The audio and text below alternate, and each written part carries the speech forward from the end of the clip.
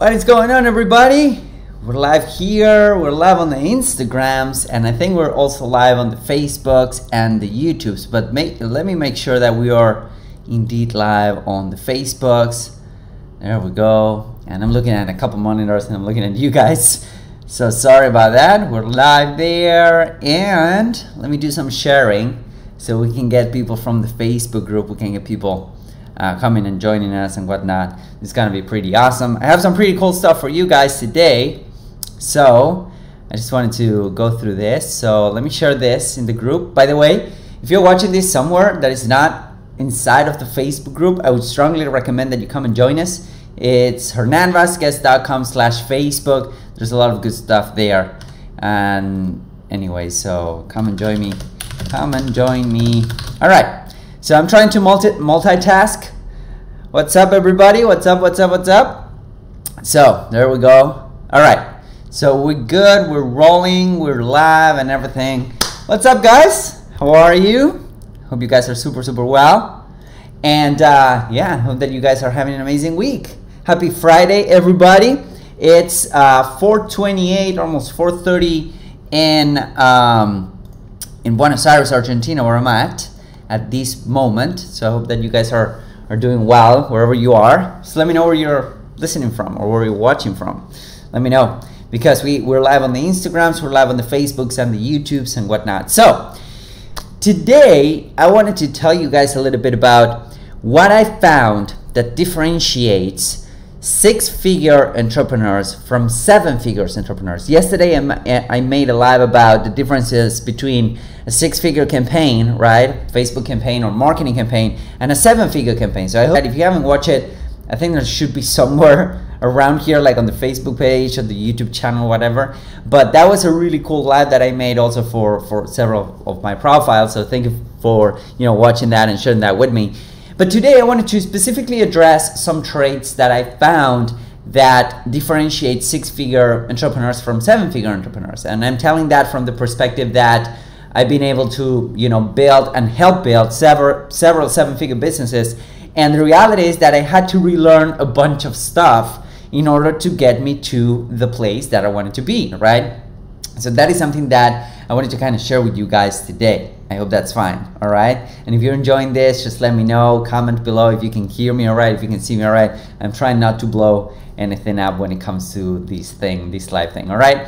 So there are a couple of traits that you need to learn in order for you to become a better entrepreneur. We all know that. We all, whenever you're doing any kind of learning whatsoever, there's some skill set, some specific skills and mindset that you need to have in order to go from where you want to be to from where you are to where you want to be. And a lot of people think that going from six-figure business or earning a six-figure salary to a seven-figure salary and whatnot could be a good jump to do. Like, why not, right? If you're making six figures right now, it means that you have a proven product, that you have a proven service, that people like what you do enough, or that you provide enough value to the marketplace so that people will buy from you. Okay, so that's awesome. You are like, I don't know, you're above 99% of people of this on this planet, like literally.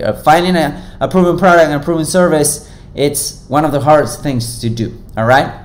So that's great. But there are a couple of skill sets that you need to kind of develop in order for you to go from where you are to where you want to be. The first skill set that any entrepreneur needs to develop in order to become a seven-figure earner is to learn to ask for help. All right, get help, whatever that is, and I'm gonna dive a little bit into that. But because here's the thing: when you are launching initially, when you're launching your business, when you're launching your service, it's basically you and yourself, right? Maybe you have a partner, but it's basically the two of you, or maybe the three of you, however many you are. But it's just basically yourself.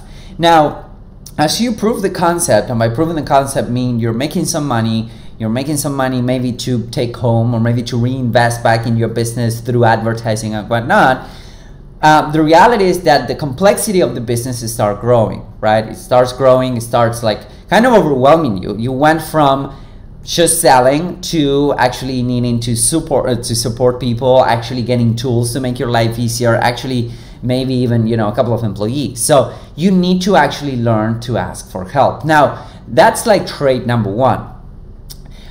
Trait number two, which is also related to trait number one, is to spend money. Now you have money, you have cash flow to actually spend to buy time. Like most people, here's what most people do, right? Most people will spend a lot of time to save money, right? Like for example, think about Black Friday. People will stay in line for hours to save $200 on a TV, right? So that's what most people do. People will spend time to actually save money. And when you're growing your business, that's usually normal. That's what you do. You would rather do stuff yourself so that you can save money.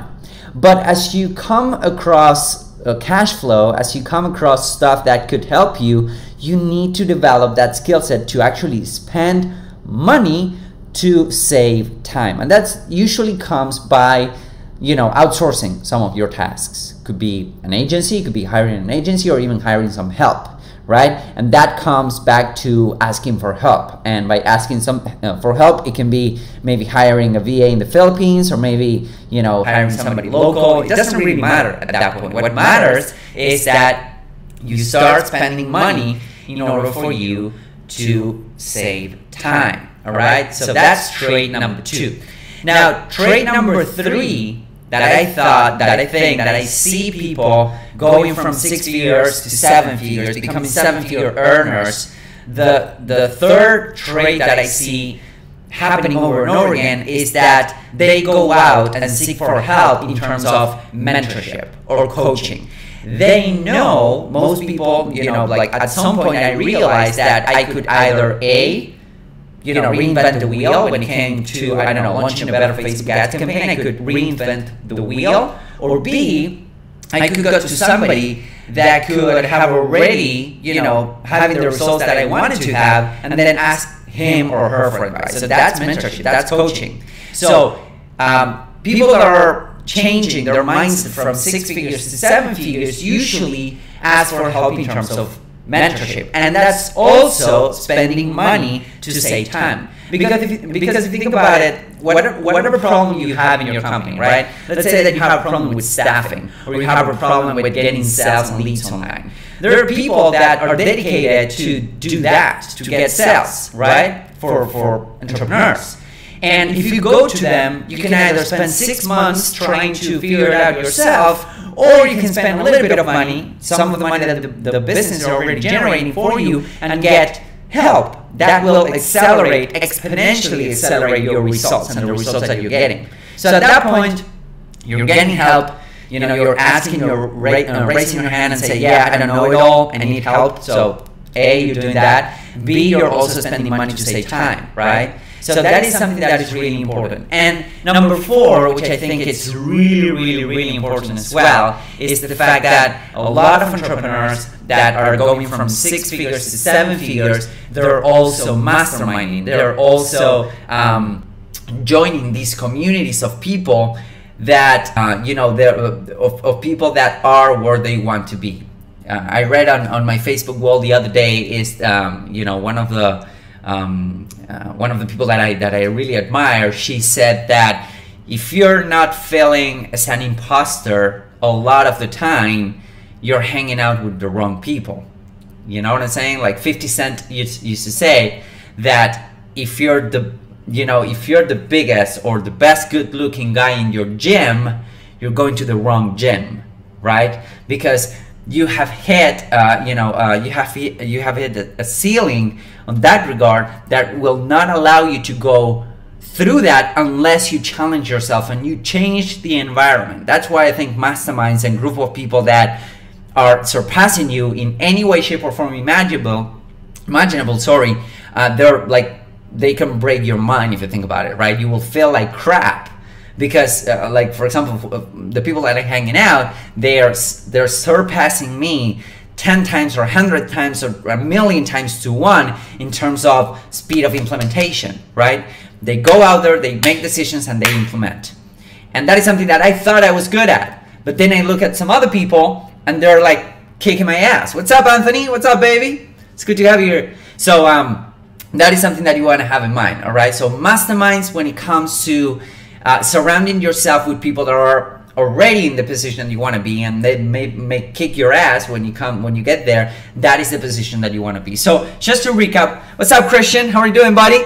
So just to recap, 4 quick things that differentiate 6-figure earners from 7 and 8-figure earners. Number 1, they're always asking for help, no matter what. Number 2, they're spending money to save time and not the other way around. Number 3, they're getting and hiring mentors. And number 4, they're masterminding with people that are way better than you could possibly be. Okay, so that is something that I figured out after, you know, spending a lot of time with 6 and 7-figure earners, 8-figure earners, advising to 9-figure companies and whatnot, and I just thought that I would share it with you guys. All right, so if you need more help when it comes to growing your business, when it comes to generating more leads, when it comes to going ahead and killing it in the upcoming year, I would suggest that you go ahead and you go to growthleague.net.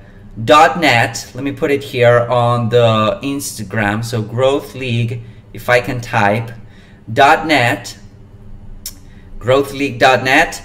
Go check out the details on that website. All right, so go to growthleague.net and go check out, read that page. There's all the details there. I'm launching a really tight group, consulting group for 2019. It's gonna be just a small handful of people. And I wanna share with you guys all of the techniques, the strategies that have allowed me to grow my companies from 6 figures to 7 figures and beyond, you know, helping people spending $5,000 to $7,000 per day on ad spend, you know, profitably and whatnot. You don't need to be spending that amount of money, but the techniques that have allowed me to spend that amount of money are the techniques that can help you. Even if you're spending $500 per day or $20 per day, it doesn't really matter, right? The main point is that I help you personally grow in your business during the next year. Okay, so go to growthleague.net, read that page.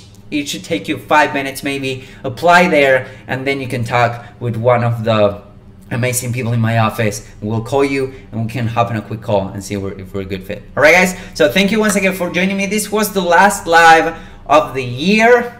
Okay, so thank you once again for joining me. I hope that this helps you. If it does, please feel free to share it with somebody that needs to see this. Go ahead and tag people, like it, comment, whatever you have to do to see more of this, and I'll see you guys really, really soon. Have an amazing beginning of 2019. I'm rooting for you. I really, really hope that 2019 kills it for you. Here's to an epic 2019. All right, guys, thank you once more. I'll see you really, really soon. Bye-bye.